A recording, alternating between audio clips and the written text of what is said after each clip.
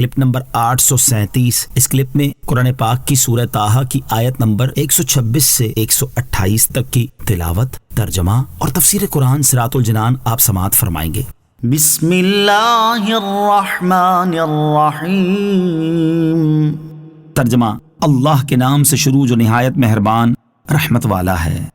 قال كذلك أتتك آياتنا فنسيتها وكذلك اليوم تنسى۔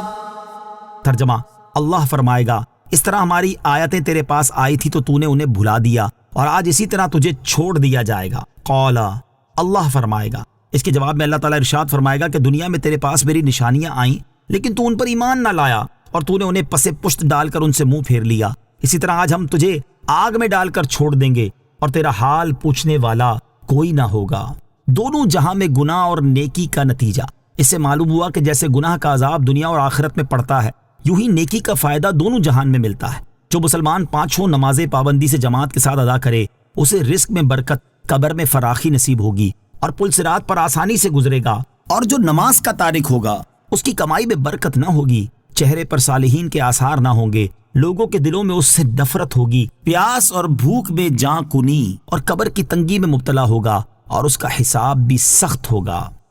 وَكَذَلِكَ نَجْزِي مَنْ أَسْرَفَ وَلَمْ يُؤْمِنْ بِآيَاتِ رَبِّهِ وَلَعَذَابُ الْآخِرَةِ أَشَدُّ وَأَبْقَى۔ ترجمہ، اور ہم اس شخص کو ایسا ہی بدلہ دیتے ہیں جو حد سے بڑے اور اپنے رب کی آیتوں پر ایمان نہ لائے، اور بے شک آخرت کا عذاب سب سے شدید اور سب سے زیادہ باقی رہنے والا ہے۔ وَكَذَلِكَ نَجْزِي، اور ہم ایسا ہی بدلہ دیتے ہیں۔ ارشاد فرمایا کہ ہم اس شخص کو ایسا ہی بدلہ دیتے ہیں جو اپنے رب کی نافرمانی کرنے میں حد سے بڑھ جائے اور اپنے رب کی آیتوں پر ایمان نہ لائے، اور بے شک آخرت کا عذاب دنیاوی عذاب کے مقابلے میں سب سے شدید اور سب سے زیادہ باقی رہنے والا ہے۔ لہٰذا جو اللہ تعالیٰ کے عذاب سے نجات پانے اور اس کا ثواب حاصل کرنے کا ارادہ رکھتا ہے تو اسے چاہیے کہ وہ اللہ تعالیٰ کی اطاعت کرنے میں آنے والی دنیاوی سختیوں پر صبر کرے اور دنیا کی نفسانی خواہشات اور گناہوں سے بچتا رہے، کیونکہ جنت کو مصیبتوں سے اور جہنم کو شہوتوں سے چھپایا گیا ہے۔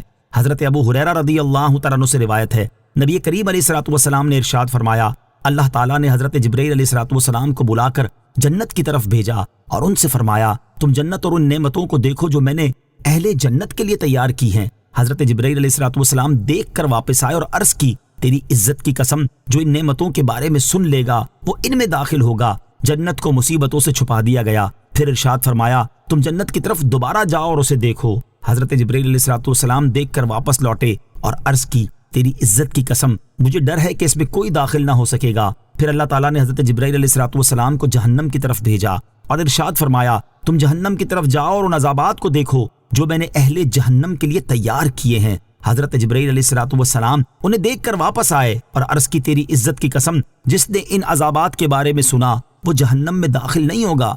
جہنم کو شہوتوں سے ڈھانپ دیا گیا اور پھر ارشاد فرمایا، جہنم کی طرف لوٹو اور اسے دیکھو۔ حضرت جبرائیل علیہ الصلوۃ والسلام دیکھ کر آئے اور عرض کی، تیری عزت کی قسم، مجھے ڈر ہے کہ اس میں داخل ہونے سے کوئی نہ بچے گا۔ أَفَلَمْ يَهْدِ لَهُمْ كَمْ أَهْلَكْنَا قَبْلَهُمْ مِنَ الْقُرُونِ يَمْشُونَ فِي مَسَاكِنِهِمْ إِنَّ فِي ذَلِكَ لَآيَاتٍ لِأُولِي النُّهَىٰ۔ ترجمہ، تو کیا انہیں اس بات نے ہدایت نہ دی کہ ہم نے ان سے پہلے کتنی قومیں ہلاک کر دیں جن کی رہائش کی جگہوں میں یہ چلتے پھرتے ہیں؟ بے شک اس میں عقل والوں کے لیے نشانیاں ہیں۔ افلم یہدی لہم، تو کیا انہیں اس بات نے ہدایت نہ دی؟